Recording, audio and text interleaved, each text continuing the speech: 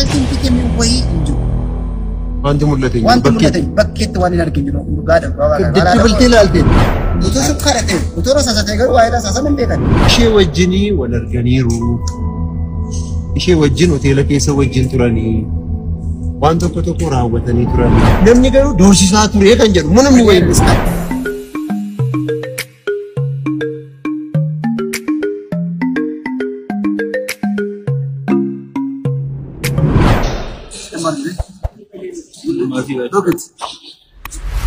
Okay. Kuni kennaa godha. Kun haadha manaa isaati. Kun immoo mucaa beerzidii isaati. Kun suuraa nafsi sabaa kun haadha. Sagan beekal. Sagan. Ingidus tureera. Gammachiisedha. Hangaftisi. Hangafana argiteedhaas. Haadhaanis akkuma abbaanis tokko maal jiraaf haadhaanis tokko hangaftisi. Hangafana. Maatiin keessa namni. Maatiin keenya baay'eedha. Jangan saya nama cinta. Itulah. Mungkin karena nama promosi itu juga. Apa barunya kapan tuh kono? Soran Soran akan yo bola amma kana qabus. Akan no boleh sangga fa qabus. Kuma mbeka. Isa fedhe gara sana deemu fedhe man. An dursa garuu waan ati nama amte fane dursa si fedhe dhufe. Sirri dha. Si gada? Kana jecha fedhe mu. Soraani. Ijoollee keenya keessa nama shanafaa akkasirra jira. Shanafaa irra jira. Fatellaa kan jiru addunyaa mucaa xillaa inni qaba shaara. Iftuu irratti ilaalate. Sarratti maqaan illee addunyaati. Okay. Maqaan koo guddataa jedhama. Guddataa inni sun immoo Sooressaa abdataa ammayyaa. Waan meeqa jira jechuun faayila noormaanis tajaajilaa. Bakka obbolaa ta'uu keessan kan mul'isu jechuudha. Bakka alaani kan maal sirreessi namoota adda. Eshi. Kanaadha waan ta'eef. Ani dhalaatee guddate immoo jaarsoo gabaadha bineetti kan inni tokko masa deetti barate achuma jaarsoo gabaadha bineetti haayiskuulii immoo kan inni barate achuma jaarsoo gabaadha bineetti. Yaa'u barsi kan barate immoo magaalaa Naqamteetti. Okay, Naqamtee ani immoo Naqamtee yeroo inni barate beeka. Si galeera Naqamtee ani andaa'uma baay'ee amma gaafa inni du'etti eessa akka inni ta'e hin beeku. Baay'ee bakka akkuma dhufeema itinaa jedhee gaafa san fakkeenyaaf amma gaafa mucaan kun du'e jedhamu ati yoom dhageesse? Fakkeenyaaf ani amma gaafa kamisaa naannaa sa'aatii 5 ol akka atti dhagee. Ani immoo gara sa'a 3tti dawwalameeti. Ganama moo galgala sana? Ganama sa'aatii 3. Gara sa'a 3tti na bilbilameeti. Obbo Sooraa guddataa sana dawwal jedhee poolisiidha ilaan jedhe. Yeroo inni deebisee dawwaluuf immoo nama sanaa fi narraan kaasu. Utuma sa'aatii kun keessa mootii mucaa nama beektaa kennu. Mootii Mardaasaa. Gaafichi mal dhageessa. Eeyyee mucaa diimaa tokko jira. Waamamee ture mallee. Natti dawwalini mootiin. Mootiin natti dawwalu. Maali Sooraa nama waraanidha maal akkam eenyu waraanu kun. Ambolee kee eessa yeroo dawwalu fi iftuu yeroo dawwalu iftuun boo'ichalatti deebisu. Boo'ichalatti deebisu. Isheen obboleettii keessaniif ture. Isheen dhageesseetti. Isheen dhageesseetti. Aqaniiti Isaayyaas mucaa nama tokko jira. Mucaa isa tokko. Isatu makiinaa dhaqee fudhachi. Okay, amma gaa iftuu fi Sooraan wal duukaa jiraatu? Wal duukaa jiraatu. Mana tokkotti garuu iddoon itti du'e hoteeladha ni jedhamu immoo dhugaadha. I don't know. Isu ganaa jina malee miti. Akka adda baasu. Ivoolaa hoteelii jedhamee anamma. Nan dhagee. Nan dhagee. Anis nan dhagee kakee. Ilaali. Amma garuu iddichi akkani cufameeru hoteelichi cufameera kan jedhu dhageenya amma immoo banameera kan jedhus dhageenya. Isa immoo dhaqee ilaalan banama. Dura siin arguu fedhe nama na eegaa jiru jira amma wajjin deemne dinaa. Eeshi. Tokko kanatti naa qulqulleessuu kee kanan barbaadu fira reeffa firaa sagalgala gashanii ilaaluu jedhan. Jechuun nun ammoo obboleessa keessa caalaa jaallanne yoo jenne soba ta'uu hin danda'u. Natti ilaaluuf. Sirriitti ilaalteetti. Qaama isaa fuuldura asiin hundi isaa galgala kan koo hakimiidha san. Nama barate yaada kee hakimiidha san. Isa fayyaadha. Eeshi. Jiru qaama isaa waan tokko dhiibiin jiru maal jiru. Asirraa xinnoo wanta dhiibbee jira maa inni kun illee dooktarii gaafate ayi dhiiga fudhanne nutu. Okay. Sarjargooneti. Adda isaa. Dhiiga fudhanne kun saambooda asirra oolnaan dhiiga nuti fudhatee mirmaraa fudhanne malee waan biraa hin jiru. Inni kun yoo mila beektaa jalqaba dhaadee lammaffaa. Erga ilaaltee boodaan ni yuukaa inni fudhatamu. Eeyyee. Malee inni cuubeedhaan waraanameera. Wasfeedhaan waraanameera. Shibbuutiidhaan dhaameera. jechuun amma nu atamma achirratti argite. Nun immoo karaa irratti gorre. Nu dursitee achi geesse. Egalee uummanni immoo nu beekuu danda'a. Morna keenya beekuu danda'a. Mucaa kana jechuun lubbuun jiruusi. Waan nuti mucaa kanaaf keessattuu obboleessi Firaa'oonii fi an personaalii mucaa kanaaf waan goone. Bara malee itti manni koo yeroo lubbuun jiru waa'ee keessa. Ilaali qaamaan immoo waliin beenu. Waliin beenu malee waa'ee kee fi biraazarii kee irratti man. Siisterii nu beekti. Deevis beekti. Haa ta'u gaa inni rakkoon qaba amma kanan godhe jedhanii dubbachuufis miti guddata. Waaqayyoo fa'aafu. Wanti ta'e hundumtuu kanan godhe ittees hin dubbattu. Namaaf gootees waan gootu. Garuu ani mucaan kuni guddachuun barbaada. Aartii nan jaalladha. Maaloo meeshaa akkas jennaan viidiyoo yuutuubii irratti hamma har'aatti isaan hojjetanii argatan hamma har'aatti argatan guyyaa tokko birrii tokko kaffalanii sin beekan. Meeshaan kan koodhaa obboleessa koo wajjin kiraayii mana aan Finfinneetti tun kaffaladhu buraayyootti isaaniif jeetti birrii 5,500 kaffala. Yeroo ta'e yeroo inni gadhiisee Jammoo galee jedhan immoo bilbilanii manatti himan ansoraa tootaalii guyyaa 4 qaamaa hin agarreera. Garuu obboleessa koo wajjin hiriyaa waan ta'eef gaafa garaarraa qorin namni fiigni dhannee gaafannee isa kaan obboleessaa jira gaafa jedhamu kunoo Efreem lalisaa mucaan bal'aa jedhamus galmeessuuf jennaan noon jedheen Efreemiin aartii keessatti ol beela namni beeka lalisaan weellisaan aartii keessatti ol beela laloo isin galmeessaa amma gaa salphina keessa galleera dargaggeessi kun du'eera namni qabeenya qabu nu keessaa hin jiru gagalmeessaati amma dandeessan maqaa wajjin yaadannoo ofii fuudhaati saanduqni haa bitamuu jennee achi booda deebinee feesbuukii galee gaafa ilaalu namni tokko iyyuu poostateera. Anis poostiin godhe namni akka namni qaqqabuuf poost godhe. Amma beektaa nama tokko iyyuu haa ta'u nama keessatti gaaffii uumamuu hin qabu beektaa. Amma namni beebii ati reeffa dhattee obboleessa kee galagashitee ilaaltee dhabdee miti galagashitee ilaaltee dhabdee. Sigatii waan hin godhu achirratti viidiyoo kaasuun irratti. Qo'igaa haa ta'u bakka caalaa wabiin hin jiru garuu. Galagashitee dhabdee namoonni tokko garuu anamma mucaan tokko naa barreessitee naa barreessitee garuu waraanamee du'eera amnaan jettu. Egaa obboleessi kan inni ijaan arguu dadhabe ati viidiyoo laayivii keessaan arguu dandeessaa. Saanduqa keessaas korma bakkee isa waraaname arguu dandeessaa. Garuu obboleessa caalaa nama amannu hin qabnu. Isadha haadhoon isadha obboleessi isadha jennee nutti dhaga'ame. Namoonni warri kaan immoo angilii mataa isaanii waan isaan ka'antu jira. Mucaan kuni naanneen gaafadhe fiigee dhaqeen gaafadhe. Mucaan kun nama wajjin wal dhabdee qabaayi. Mucaan kun walitti bu'iinsa qabaayi jennaan namni garuu doorsisaa ture kan jedhu namni wayii immoo natti doorsisaa ture namni jibbarraa qabu jiraa naan jedhan. Kan jedhu gaafachuun jalqaba. Naannee immoo odeeffannoo kan biraa immoo dhageessa. Odeeffannoodha miti ammaatti dhuftuutti gaa atliist. Mucattiin intala warra kibbaa walaayittaadhaa jedhan intala inni wajjin ture sun galgala sana. Walaayittaadha naan jedhan ani immoo gaa yaa tokko hadiyyaa jedha tokko walaayittaadha mucaa warra kibbaadha. Kafaadhaati immoo gaariidha. Ani immoo waan baay'ee taasifama. mucattiin walaayittaadha. Mucaa sana wajjin ture. Intala sana wajjin wal beeku. Intalli puulii taphachiifti hariiroo qabu. So ishee wajjinii wal arganiiru.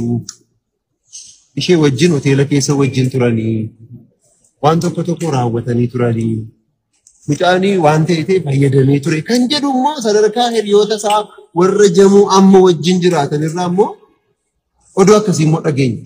Mucaan immoo beekamtii xiqqoo waan qabuuf gaa oduun kun igaleera akkasitti immoo hariiroo akkasii qaba kan jedhu immoo nan dhageenya.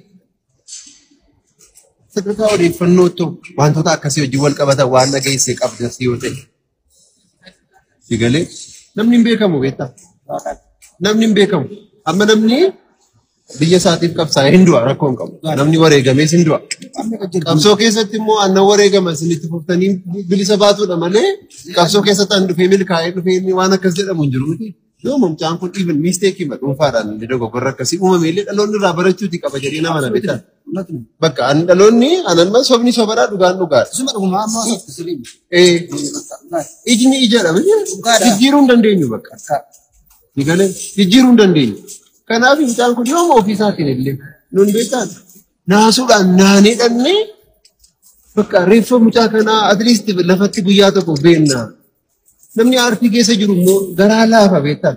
namni mucaa kana dur kana dura beeku immoo garaa laaf. Anni mucaa kana gaggeessuuf yaallee isinitu xiyyiitiidhaan rukutamee iyyuu noositeera nuun jedhan noositaa kunoo sadan keenya jiru. Inde mucaan kun dhaqanii polotikaa guddaa keessa gashanii mucaa. Baay'ee nama kanaa isaa jechuudha. Polotikaa cimaa keessa gashanii mucaan immoo polotikaa keessatti hirmaata. Qabu keessaa waa tokko 0.5 waa'ee siyaasaa kennamu suuraa.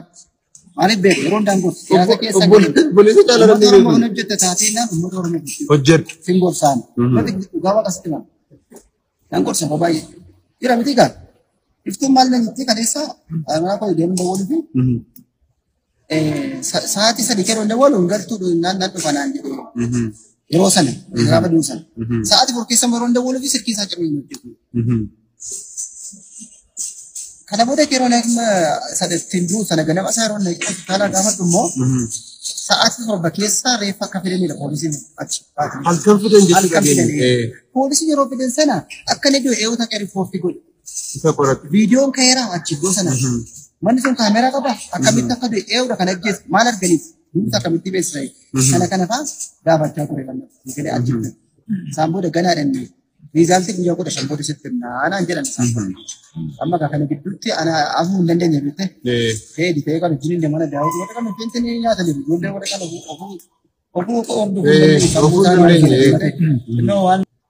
qabee fuudhee deemu. Utuu sukkaara ta'e utuu rosa ta'e garuu waa'ee rasaa sana hin beekan. Wasfee jedha tokko. Minaan balaa kan beekamu jubilaar viinii kanarra siru humnaan Indua namni akkamitti as jira sarkuleeshin siistem kan hojjetu qaama keenya fayyadamu kan dhaabsu lammata immoo hedduudha baakee kanarra boksiin agaaris kana namni du'a maaliif oksiin disconnect ta'ee gara hedduu kan deemu namni tokko immoo jira kan jedhamu yoo maal godha afura baafatee argitu tootaalii gahee namaa hin jiru kanaanis ta'uu danda'a isaa garuu saayinsiin piikemii wayii hin jiru. Wanti mul'ate bakkeetti waan hin arginu dhugaadha. Jechi bultee ilaalte. Mootummaan si hojii ilaaleera gurbaan saanduqa biteessu nama mootummaa dhamti. Mootiin hojii ilaale mootiin si hojii ilaale. Mootiin dura waan arginu dhagaa. Mootiin si fira dhiyoodha. Maal hojii guddanne hundaadha mana keenya giddaa fi dura adda baasachuu. Nama biraan hin jiru. Mootii jechuun nama wayyaa walirraa fuudhee fannee guddannee. Gaaficha mootii jechuun isa ati dubbachuu dadhabdee isa iddoo kee bu'ee uummata gaggeessin galatoomaa isa jedhee jechuudha. Dheeraa miti. Lafa dhaabbatee iddoo saanduquma isa bitee jechuudha. Saanduqa isaantu bitee. Goolli kalarii kan qabu. Isaadha. Inni jechuudha bulaadha nuyi kun. Nama nagaa otoo hin taane nama wajjin guddattee girgiddaan nu gudduu jira jechuudha gite. Walirraa fuunee tokkuma bakka maatii adda miti. Inni na dura immoo argeera inni yoo Sigalee inni maayini sababiin akka distarbiin taaneef raajiidhaan dhufaa jiraawwan bakka suuta emergency kottu naan jiru. Yeroo jiru wanti kun haaphee miti. Kunuufi koo garatti goruun dhabee akka seera qorachuuf bakka jira. Sa'aatii sanatti hin dandeessu. Sa'aatii sanatti waa'ee seeraa waa'ee maalii yaaddu. Kanaaf dhabeetaa nuun amma reeffasaa bannee ilaaluuf nuun aangoo hin qabnu hin dandeenyus. Garuu inni ilaaleera nuun jennaan. Ati takka amma seentee turte ati. Yeroo lama seentee la. Inni lammaffaa isa dhumaa irratti isa ittiin ba'u sana.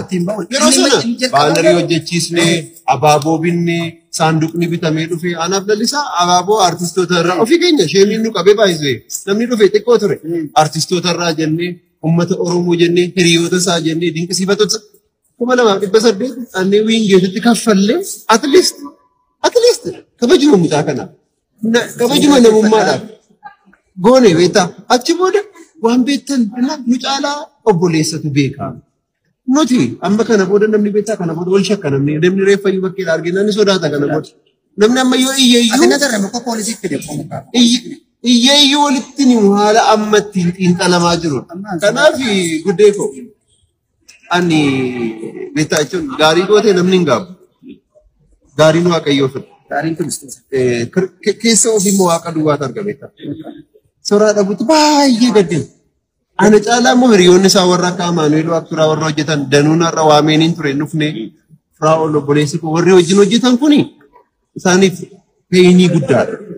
Garuu takka immoo akkas tinaayitti namni ofii isaa mana taa'ee isa targite caala moo warra achi waan isaan argantu caala baay'ee. Utuu waameyyuudha.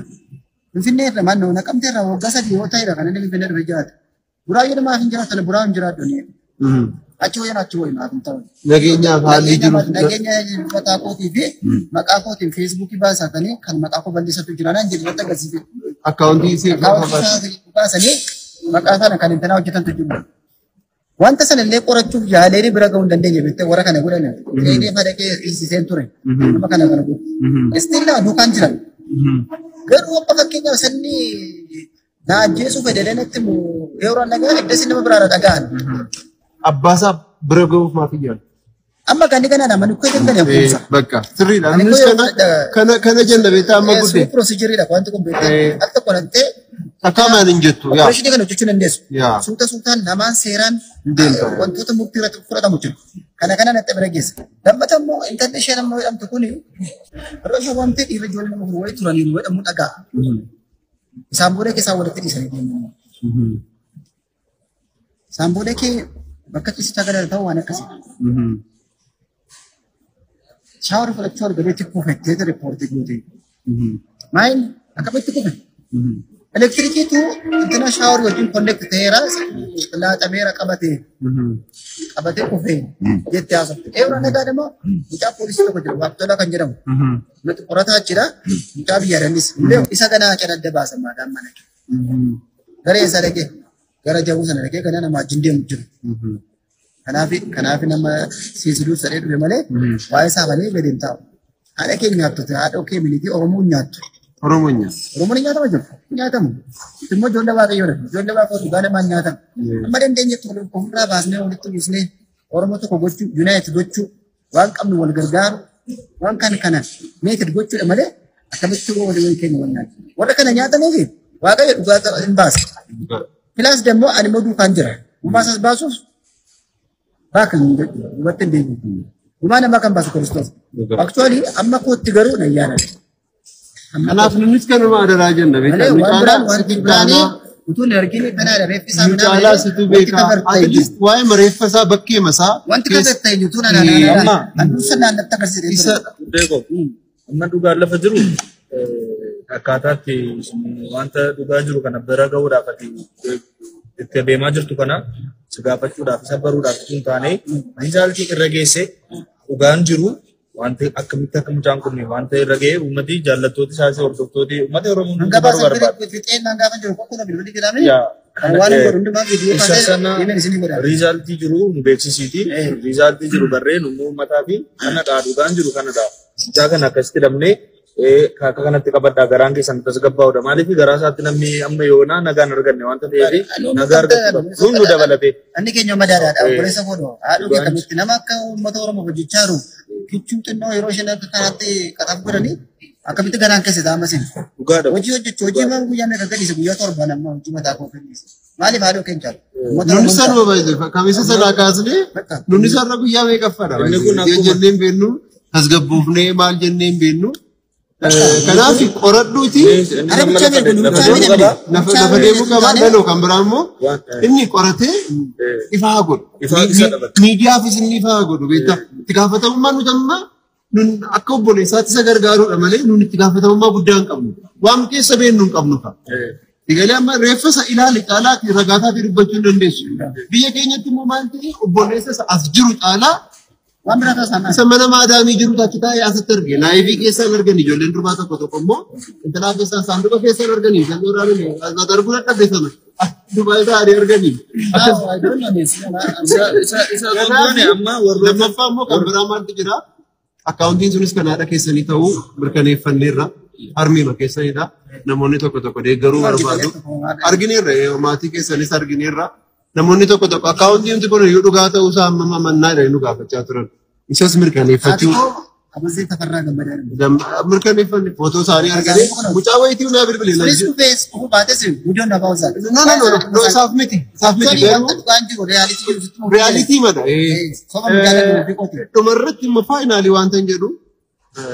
Obboleessa koo wajjin walitti yuutuubii tokko banatanii qabu turan.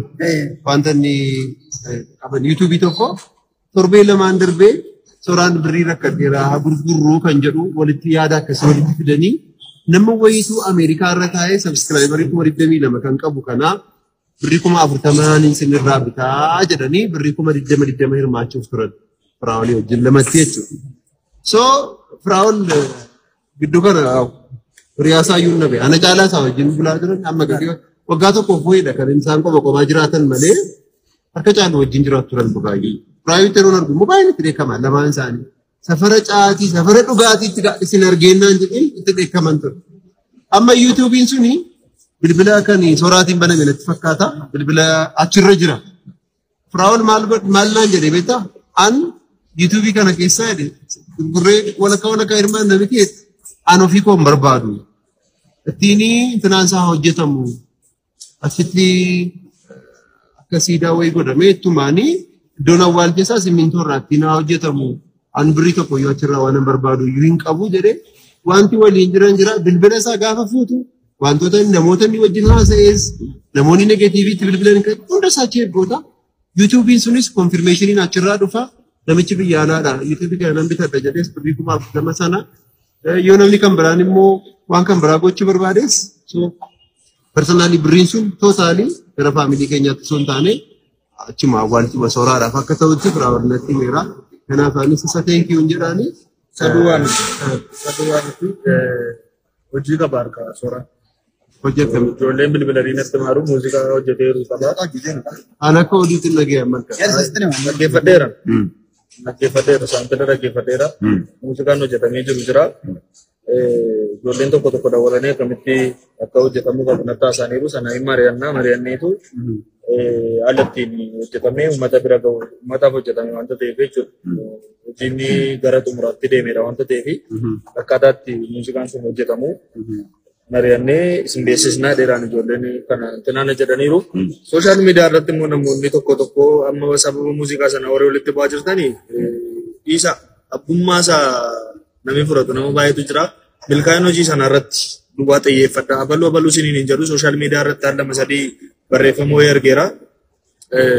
Eenyus haa ta'u eenyuuni dandeettii qabdanii wal gargaaraati muuziqaan kun gurra uummataa ga'u kan waan isin jechuu barbaadu. Waan hundumtuu ta'eera. Sooraadhaa isin qofattanii. Kanaaf wanta hundumaa faana buutee dhugaas garuu dhumarratti akkuma beeksifamu. Amma yeroo tokko wanni biyya kana keessatti ta'u akkaataa namoota achi burjaajee himachuu mala manni hin beeku jechuudha. Uummanni garuu dhugaa sana akka baru waan hundumaa hordoftee nus immoo karaa kuusaas keessi quunnamnee wanta hundumaa akka adda baasee beeksisuu hin danda'amu. Malee karaa akka gargaaree ayyaana kaasuu innis duukaa raayyoonni biyyoonni isaas dhufaa jiru. Betul, sebarbaca sih itu sebarbaca mungkin ini wanita pada sendiri baik berkoma. Wani di sini tahu bahwa untuk kisah ini saat ini dia mak saat ini tidak pada baik berkoma. Mungkin bukan di sebuah tahu di sana tertulis. Jadi kita kalau kasih usul kisah sama sekali, boleh kan bukan boleh